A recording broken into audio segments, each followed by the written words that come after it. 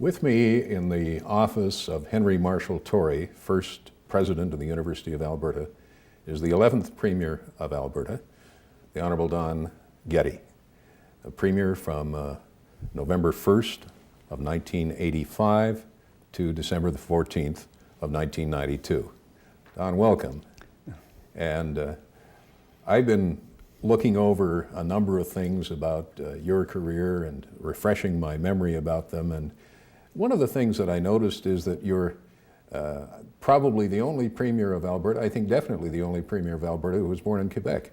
Now, my understanding is that you were a first-round draft pick for the Hamilton Tiger Cats. And how did it arise that you came to Edmonton rather than Hamilton? Well, I wasn't drafted by Edmonton, but Dr. Walter Mackenzie was a good friend of the president of the University of Western Ontario, Dr. Hall. And they watched a game, and Dr. Mackenzie said, you know, I'd like to see that Don Getty out with the Eskimos. He was on the board. And he made a phone call. And geez, before I knew it, I had Pop Ivy and others coming to visit me. Denied. Quarterback Don Getty slides over right guard for the touchdown. Well, once Walter Mackenzie got an idea in his head, there was nothing that stood in his way. So you got yourself established as a well-known figure in the oil and gas business here in northern Alberta. And then around the mid-60s, there was quite a change in your life, because I think that the Conservative Party had no seats in the legislature, and there was this young fellow named Lougheed who was leading the party, and he came knocking on your door. Could you tell us just exactly what happened at that point? Yes, he asked me if, well, through a friend, if I could have coffee with him at the McDonald Hotel, just half an hour. Did you know each other well at that point? I only knew him by his name. He had just become the leader of the Conservative Party. We talked about making Alberta a stronger force in Canada, upgrading Alberta's resources in Alberta, and being aggressive as a province. And that I was starting to think of joining his party. And Ernest Manning called an election. Now I really had to decide if I was going to be in politics. Mm-hmm. And I decided to run for the Conservatives. And that's when the six of us, the famous six, got elected. Well, there's a transformation of northern Alberta, and it happened during your watch as Premier.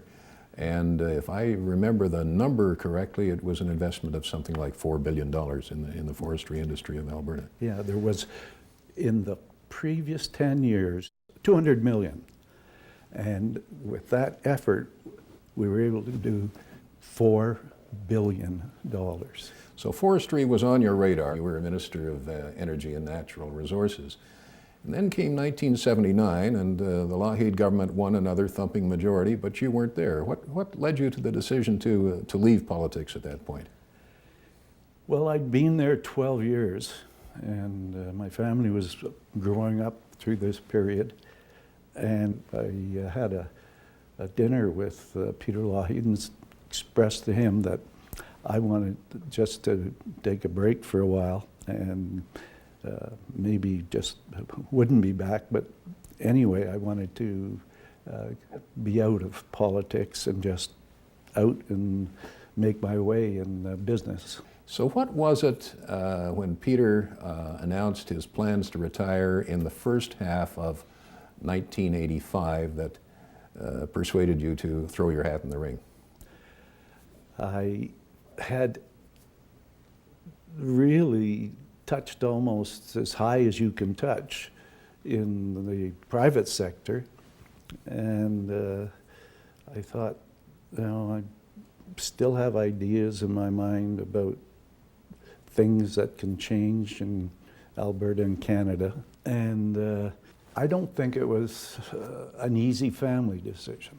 However, the decision was made, and then November the 1st of '85, I became Premier of Alberta.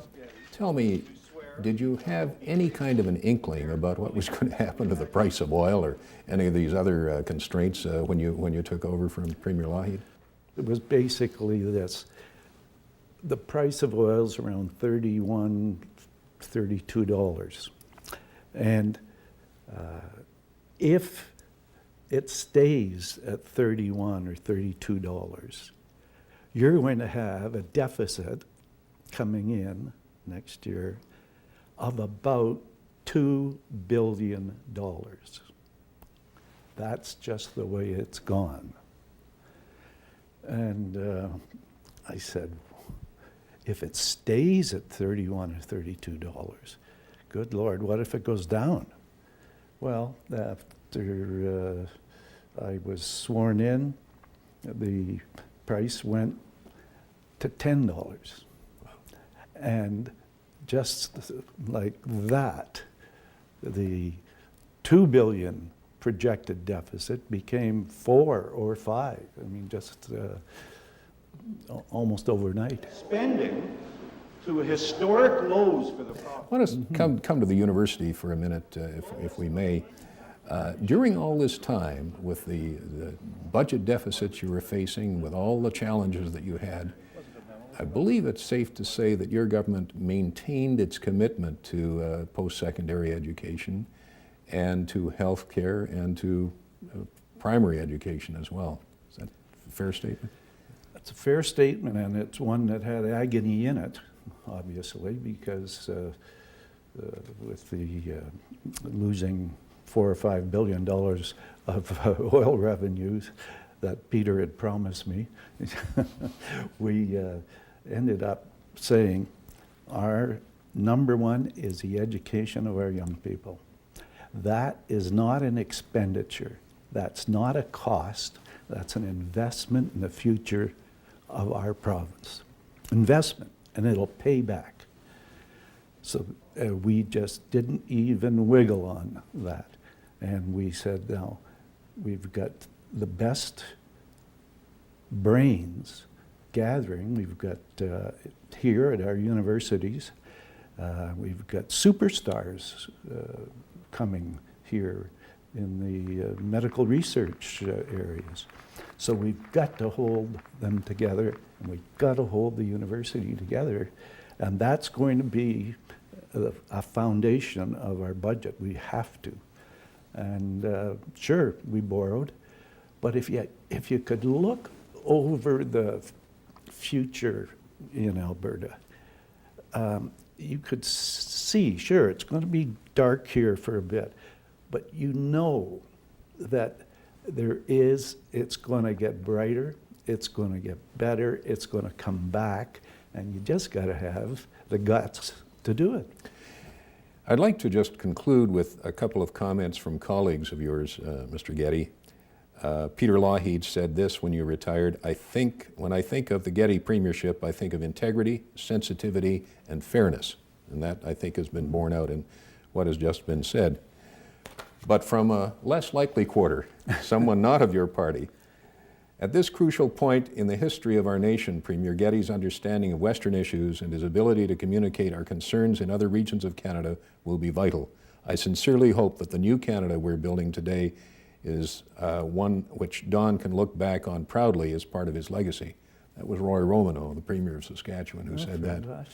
So you've got friends in all parties, and I want to thank you very, very much for sitting down with me today, and wish you well in all your endeavors.